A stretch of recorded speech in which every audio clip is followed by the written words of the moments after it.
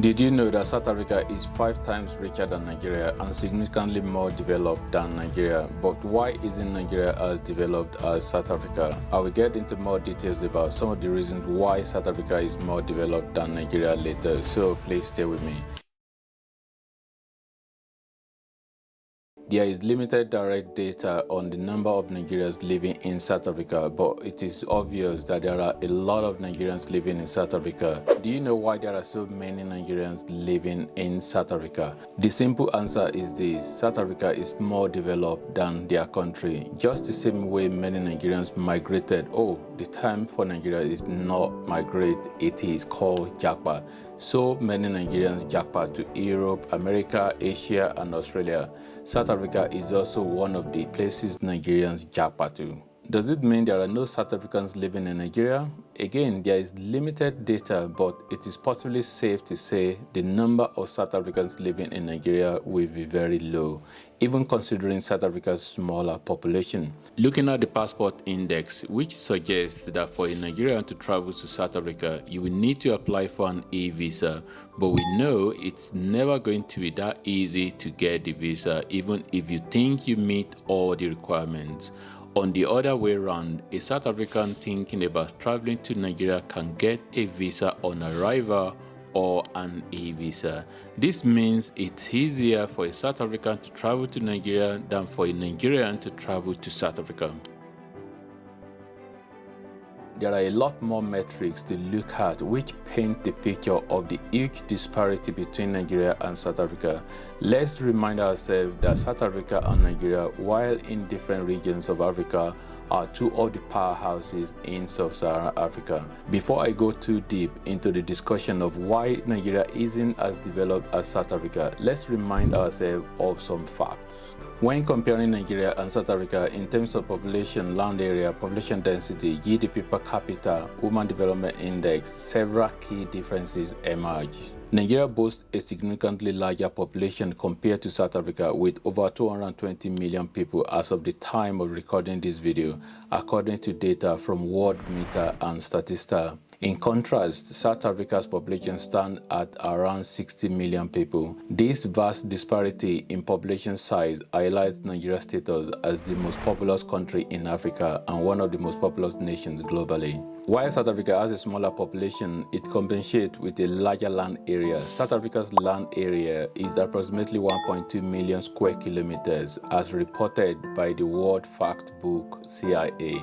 In contrast, Nigeria's land area is slightly smaller, spanning 923,000 square kilometers. This indicates that South Africa occupies a larger geographical territory compared to Nigeria. Due to its much larger population and relatively smaller land area, Nigeria exhibits a significantly higher population density compared to South Africa. Nigeria's population density is approximately 246 people per square kilometer, whereas South Africa's population density is around 50 people per square kilometer. This means that there are more people residing in each square kilometers of Nigeria's territory compared to South Africa. In the layman's terms, in terms of population density, if you divide Nigeria's land into square kilometers, 246 Nigerians fit into each kilometer square, and if you do the same for South Africa, there will be only 50 people in each kilometer square. Nigeria and South Africa present distinct socio-economic profiles as reflected in their Human Development Index (HDI) score and World Bank income classifications. Nigeria, with an HDI score of 0.535,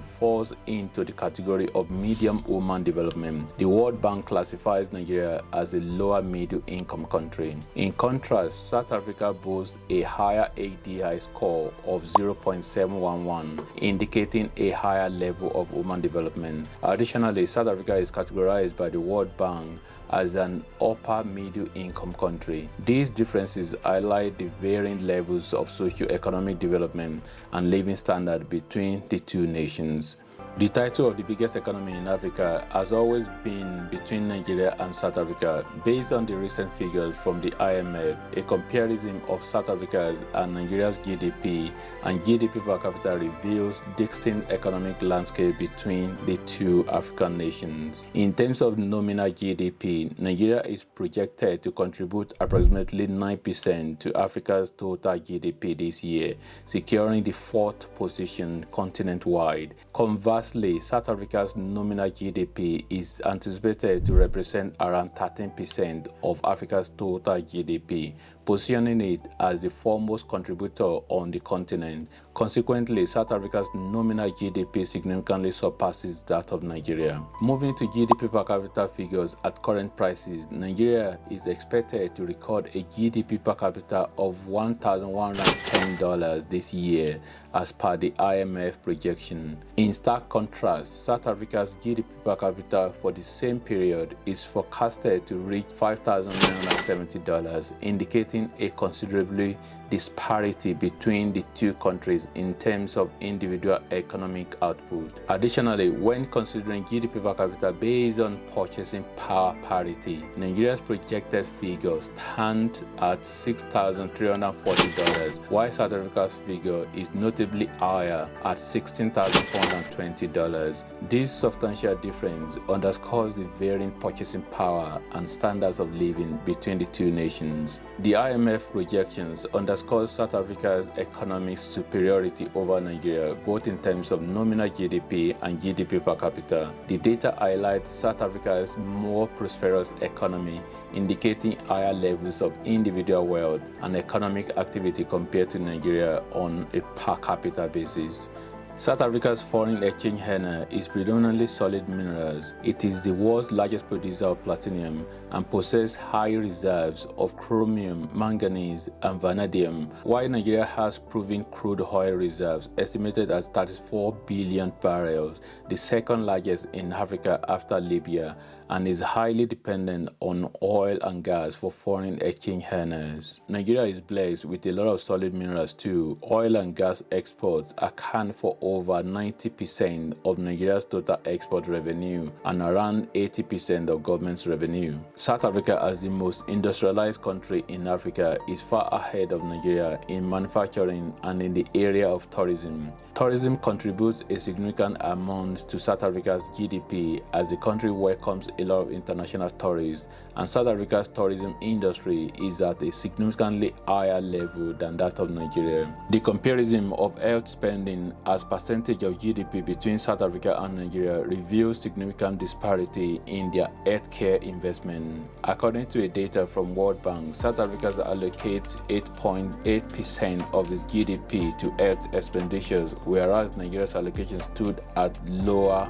3.9%. This disparity suggests several implications. Firstly, South Africa likely directs a larger proportion of its budget towards healthcare than Nigeria, reflecting a prioritization of health services and infrastructure within its fiscal framework. This increased investment may indicate a greater commitment to improving public health outcomes, expanding access to healthcare services, and enhancing healthcare infrastructure in South Africa compared to Nigeria. Recent data indicates a significant contrast in the allocation of government expenditure to education between South Africa and Nigeria. South Africa dedicated a notable 19.8% of its government expenditure to education, according to figures from the World Bank. Conversely, Nigeria's allocation to education was approximately 7.3% of its budget, as reported by the Guardian Nigeria News. The stock market of South Africa is more organized and much older than that of Nigeria. When comparing the Nigeria Stock Exchange to the Johannesburg Stock Exchange in South Africa, several key differences emerge, particularly in terms of size and liquidity. The JSE emerges as the clear forerunner in both size and liquidity among the two exchanges. It holds the title of Africa's largest stock exchange by market capitalization, with estimates placing its market cap at an impressive $1 trillion. Additionally, the JSE boasts a substantial daily turnover exceeding $1.4 billion US. This signifies a robust and highly liquid market environment conducive to trading activities and investment flows. In contrast, while the Nigeria Stock Exchange ranks as the second largest exchange in Africa, it falls significantly behind the JSE in terms of market capitalization. Nigeria Stock Exchange market cap is estimated to be around $45 billion, highlighting a considerable disparity compared to JSE. While South Africa have suffered a lot recently regarding electricity shortage and load shedding, despite that, Nigeria still can be compared to South Africa in terms of install capacity and energy generation. In infrastructure generally, South Africa is way ahead of Nigeria. Taking roads, for example, Nigeria is not on the list of the top 10 countries with the best road network in Africa, while South Africa is on the list. Now, let me get into some of the reasons why Nigeria isn't as developed as South Africa. If you have watched up to this point, please continue to watch as I will discuss a few vital points responsible for why South Africa is more developed than Nigeria. South Africa is a country that has suffered a lot, and we all know about the apartheid struggle and how it eventually ended in the 1990s. Despite the segregation problem in South Africa, it must be said that South Africa continued to develop as compared to Nigeria, which gained independence in the 1960s with all jubilation, but leaders of the country failed consistently to manage the resources of the country to make life better for Nigerian citizens. Although South Africa gained independence just a year after Nigeria's independence, however, segregation was a serious problem until the 1990s. Of course, some people might say it still exists today, which I am not sure anyone would disagree with that viewpoint. But the point I'm making is that whatever the circumstances of South Africa might be, the country was managed well, at least in comparison with Nigeria.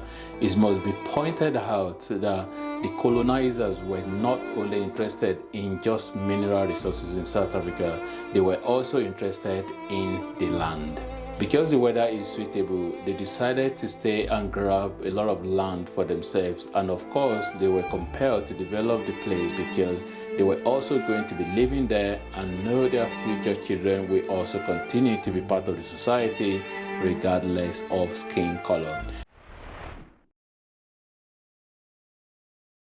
Just have a look at South Africa's location and coastline. The coastline is massive and has attracted the Portuguese, the Dutch and the British for hundreds of years. South Africa is strategically located and has the unfair advantage of easy connection with the Americas and Asia.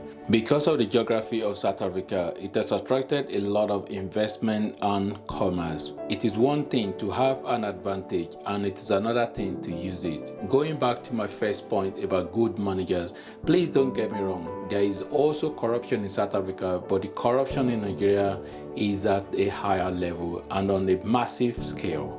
South Africa has used the advantage they have, which has helped develop the country since the period of colonization up to the present day. Nigeria does have a lot of natural resources, and there is no doubt about that. If both natural and human resources are managed very well, there is no doubt the nation should be doing very well. However, it is still important to mention the fact that the natural resources of Nigeria measured per person isn't as much as that of South Africa. Nigeria might be looked at as a nation that has huge oil reserve and mineral deposits, but putting population into consideration often changes the argument. South Africa has a significantly higher estimated mineral resources value per capita, around 3.4 times greater compared to Nigeria. Some of the mineral deposits in South Africa are highly valuable resources like platinum group metals not found in Nigeria. Of course, there has been a report of lithium deposits in Nigeria which will be very valuable and bring a lot of revenue for the country. The country will then have to combat the corruption and mismanagement problem. Another critical sector of the economy that can help a country generate revenue to develop and feed its people is agriculture. Agriculture usually contributes a lot to GDP for countries that have a lot of arable land. South Africa typically boasts a higher agricultural output per capita, largely attributed to its advanced and efficient agricultural sector. The World Bank's Enabling the Business of Agriculture report ranks South Africa notably higher than Nigeria concerning supportive policies and infrastructure for agriculture. Nonetheless, Nigeria holds untapped potential to elevate its agricultural output through strategic investment in technology, irrigation, and storage facilities. With such enhancements, Nigeria could harness its agricultural resources more effectively, potentially closing the gap with South Africa and bolstering its contribution to agricultural landscape. Obviously, South Africa is doing well in a lot of areas as compared to Nigeria, but that doesn't really mean that everything is bell and whistle or everything interesting and is a perfect society. No, it's not a perfect society, of course, because South Africa appears to have a more established reputation for violent crime. I mean, there's violence in every society. There's violence in Nigeria and in South Africa as well. But South Africa seems to be known for violent crimes at times. Of course, Nigeria do have a lot of challenges in terms of security challenges as well. But when you think about both countries, South Africa and Nigeria, in terms of crime rate and security challenges, it still really has to do with specific areas. So it's not really going to be that you're in Nigeria and everywhere have security challenges. And likewise, we go to South Africa as well. It's not like you go to South Africa everywhere in South Africa have security challenges. So when it comes to crimes and things like that, it's usually some specific area that do have those challenges. So South Africa isn't a perfect country as well. They do have challenges that they have to face. Of course, segregation is one of those challenges as well. The gap between the rich and the poor areas as well. So that's a big challenge as well in South Africa. Enough of me. If you have watched up to this point, please feel free to write some comments sharing your thoughts about this topic. If you have managed to watch up to this point, the purpose of this video is not really about comparing the two countries. It is mainly about what a country is better at than the other, and hopefully the other country can see it and perhaps learn a few lessons. It will really be good if two of the economic powerhouses in Africa can have similarities in their level of development in all areas, not just in the GDP, which often doesn't show the reality of what people in that country are going through.